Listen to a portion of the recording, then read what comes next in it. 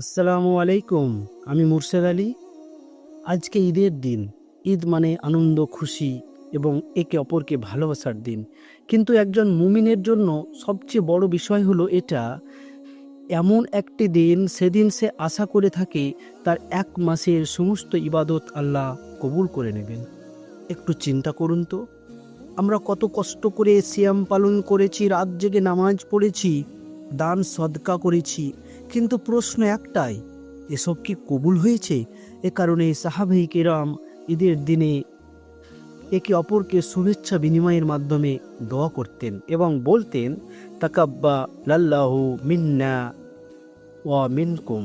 আল্লাহ আমাদের এবং আপনাদের সমস্ত আমল কবুল করুন।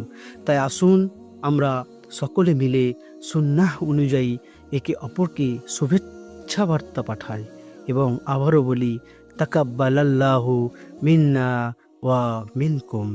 আসসালামু আলাইকুম ওয়া রাহমাতুল্লাহি ওয়া বারাকাতুহু।